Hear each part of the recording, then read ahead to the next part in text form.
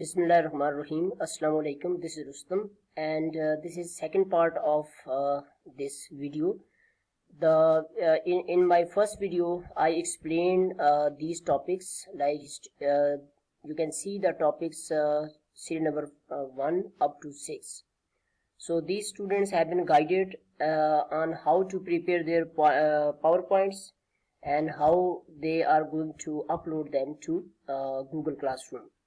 So each student who has been assigned a presentation topic, virtual presentation, he or she is supposed to record. First, you are going to record your PowerPoint, and then you will be recording your voice using xrecorder or voice over PowerPoint feature. So if you don't know how to record, how to use xrecorder or how to use voicing over feature of PowerPoint, so you are requested to watch my two videos on these two areas. Now I'm going to explain what Momna Jadoon has to do. Momna Jadoon, you are going to discuss in your PowerPoint 3 periods of Chaucer's artistic career. Okay, so Chaucer was impressed, or he was influenced by different models. One was French model, in which he was influenced. When he started his career, he was influenced by writers in French tradition. So his first period is known as this one French period. So in the second period, he was influenced by Italian models, particularly from he was impressed, or we should not say he was impressed, rather he imitated Italian models, particularly Boccaccio and Dante and Petrarch. So few others were also there, but mainly he imitated these models.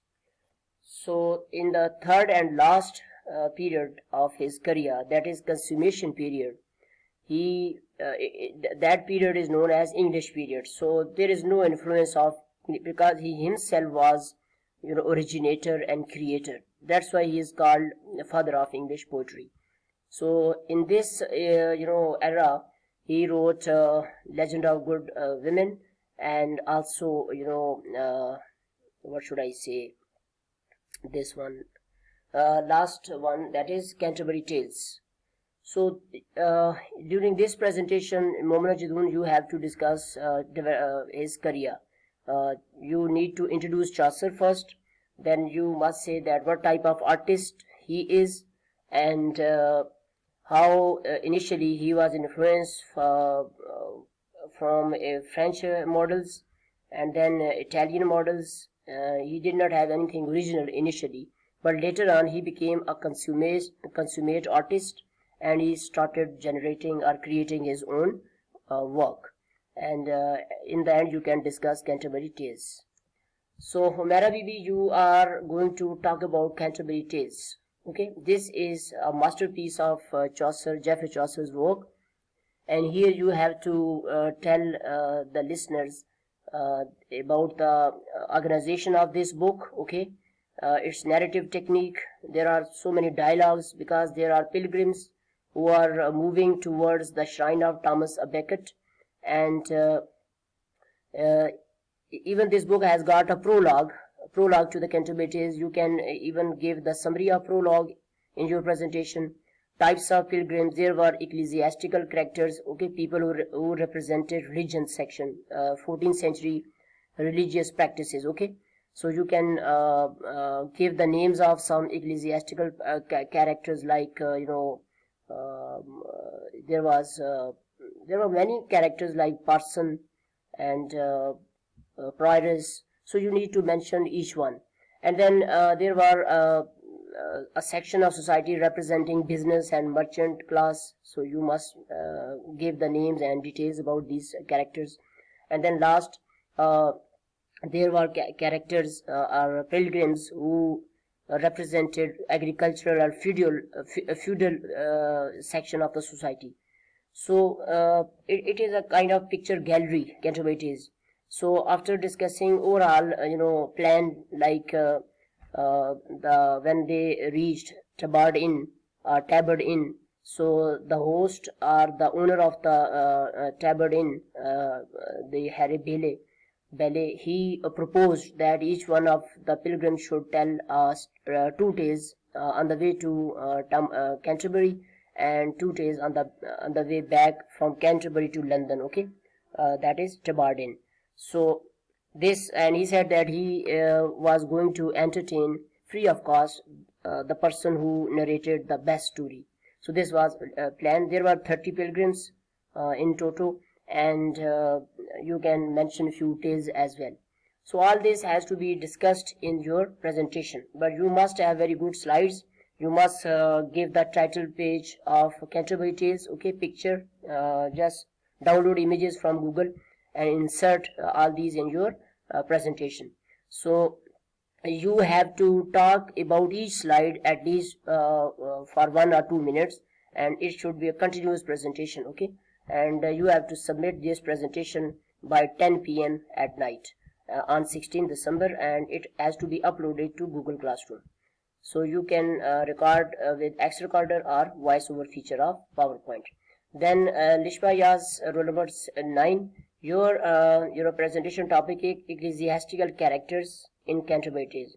Although Umaira Bibi will discuss different characters, but just in short, so she will not go into detail. But you need to take up each character in detail and mention its character. I mean individualistic features as well as typical features. So each character has got certain items of dress which is peculiar to the group he represented. Okay, like in our countries, if someone has got a long beard or a turban around the head, white dress, etc., so we can easily say that this person must be from religious strata of society, like Sama Lama Sahib, etc. So this is a typical dress, typical things. So each character has got some characteristics or features which are peculiar to his class, his or her class, and certain other things which are his or her personal behavior. So you need to sketch or depict these characters. But your presentation topic is ecclesiastical characters. Okay, ecclesiastical characters, that is characters related to religious section of 14th century. You can even introduce Canterbury Tales, but you have to spotlight these characters. Aqib Ilyas, your character is merchant class. Okay, mercantile characters in Canterbury Tales. There are 5 or 7 or 8 characters. You must present them in your, and you need to read Dr. B.R.'s book, T. Singh's book, and there are few other books, Kazamian books. You can go to Google or you can visit YouTube, and there are hundreds lectures available. But your presentation should be succinct, brief, to the point, clear, and one can you need to present things in a digestible manner. Okay. Muqaddas Savera, roll number 11, you are going to talk about characters representing agriculture or feudal class in 14th century England. I think these 3 topics are quite clear. So Umaira Bibi, you just need to introduce the Canterbury Tales, and these 3 students will definitely for 2 to 3 minutes they will also again talk about Canterbury Tales, about Chaucer, but they are going to focus on this. So it is your own ingenuity or creativity that is going to render your presentation unique one. Okay. Sabagul, roll number 12, you have to, there are certain tales in Canterbury, as the name suggests that there are many stories, tales in Canterbury Tales. So it's a complete voluminous book, and there are very interesting tales, and these tales are a kind of short stories, or you can say a novel or novella, novelettes. So we can say even Chaucer was a kind of novelist, although novel came into prominence around about 18th century. But even in 14th century, the tales written by Chaucer, they represent they are a kind of novel as well. So Partner's Tale, a kind of short story, but Knight's Tale, it's a big tale, it's a big story, and same goes to Reeve's Tale. So you have to give the plot of all these stories in your presentation. So then Muqaddas Mukhtar is going to discuss another very important work. It is not from Cantabrites, Troilus and Cresside. So it is altogether a different work by Chaucer. And this story, Troilus and Cresside, is a very old story, and it has been discussed by many artists. And even Chaucer talked about this character, Troilus. He is a Trojan hero. He fought in War of Troy.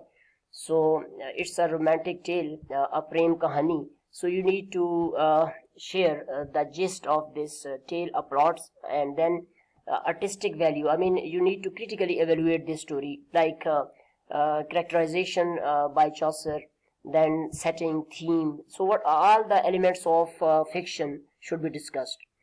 Ayman Javed, roll number 16, you are going to talk about features of Middle Ages or Dark Ages. So Dark Ages start from fall of Western Roman Empire in 5th century, and they they last till 10th century. So there are 5 centuries which are known as Dark Ages. Okay, and from 10th century up to 14th century or even 15th century, this era is known as Middle Ages in European political history. So you can roughly speaking, you can start from 5th century up to 15th century. So put together 10 centuries of European life is known as medieval ages or medieval times, or Middle Ages or Dark Ages. So what are the features? During this period, Europe was not attentive to towards learning, arts and science. There was Black Death during this era. Okay, there were crusades happening between Christians and Muslims 3 centuries. Like first crusade started in 1095, if I recall the date. I'm speaking from my memory, and the last one was in 1372.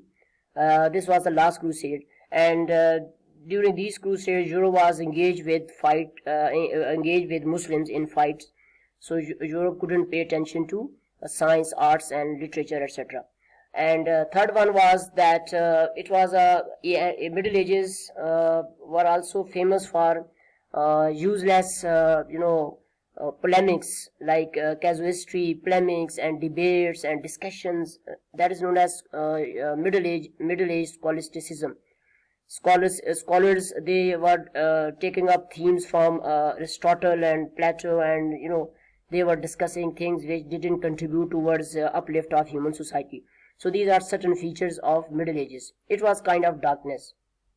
So this Renaissance later on came as a revolt to all this medieval habits of living. So there was no freedom of expression. Pope was the ultimate authority, and printing press was not there. So there was no exploration. People who lived in their own hamlets and cottages and villages, towns, they did not do anything about the world other than their own towns. So because there were no printing press, and people didn't know beyond their own livings. So video time is going to be up, and in the third part I'm going to discuss what other students have to do as far as their presentation was concerned. Thank you very much.